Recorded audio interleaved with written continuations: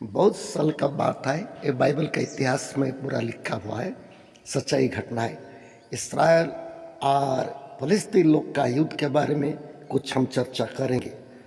जानते हैं सब लोग आज भी युद्ध चल रहा है, इसराइल और अन्य जाति के लोग के साथ युद्ध चल रहा है। एक बार फलस्तीन और इसराइल लोग का लड़ाई हुआ था। उस समय राजा साउल था और फलस्तीन के अंदर में एक महान योद्धा व्यक्ति जिसका नाम गलियात वो निकल पड़ा और ये बुला करके बोला, अरे मूर्ख इसराइल लोग, तुम किसके ऊपर भरोसा करके मेरे साथ लड़ाई करने के लिए आ रहे हो? आ जाओ, आप लोग का अरे मैं लड़ाई करेंगे, नहीं तो कोई जीतेंगे तो उसी का गुलाम बनेंगे, कोई हारेंगे तो। यह बात सुन करके इसराइल लोग भयभीत हो करके अपने आप को छिपने लगे। अरे कोई भी उनके सामने नहीं जा पाए क्योंकि डर हो गया है, क्योंकि इसराइल लोग सच्चाई परमेश्वर को सेवा कर रहे थे, विश्वास कर रहे थे और उनके पथ पथ चलते थे। पर फलस्तीन लोग अनेक प्रकार का देवा देवी को पूजा कर रहे थे और मूर्ति पूजा कर रहे थे। ऐसी अवस्था में उन लोग अपना अपना हिसाब से चलते थे। युद्ध का समय में सब भयंकर हो गया है। उस समय में इसराइल देश में एक जवान छोटा सा लड़का था जिसका नाम दाऊद था। वो इसराइल वंश था, लेकिन बचपन से सच्चाई परमेश्वर को विश्वास कर रहा था और पूजा कर रहा था और उनके नाम से आराधना प्रार्थना में लीन था। जब एक वीर गोलियत को बात सुना दाऊद, अरे अपने आप को रुक नहीं पाया। सोचा इतना बड़ा परमेश्वर को क्यों ये ललकार रहा है, और दाऊद पहुंच गया युद्ध मैदान में। युद्ध मैदान पहुंच करके वो भी बुलाया, अरे वीर तू परमेश्वर को जानता नहीं है, मैं परमेश्वर का संतान हूँ, हम परमेश्वर का सेवा कर रहे हैं।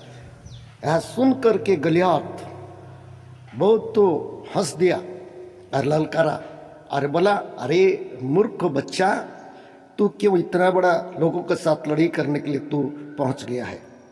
जानता है तू इतना बड़ा बच्चा, एक हाथ में पकड़ूंगा आकाश में फेंक दूंगा, वहाँ का जितना चिड़िया लोग है तेरे को खा करके ख़त्म कर देंगे।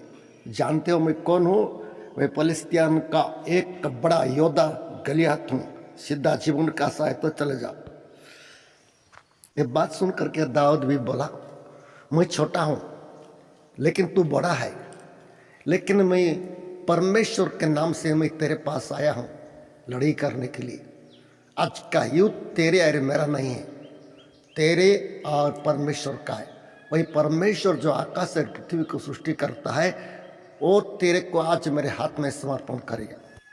ये बात सुन करके गलियात भड़क गया, बहुत क्रोधित हो गया और बोला, अरे अरे मूर्खो बच्चा छोकरा, सीधा चला जा, नहीं तो देख तेरा सिर को आज कुचल दूंगा और तेरे को मैं आकाश का पक्षियों को खिला दूंगा। जैसा ये बात सुना दाऊद, और क्या क्या है, अपना गोफन में एक छोटा सा पत्थर रखा था, उसको कि घुमा करके गलियात के ऊपर में फेंक दिया और गलियात का ऊपर में पत्थर भी जा करके उनका माथे में लग गया।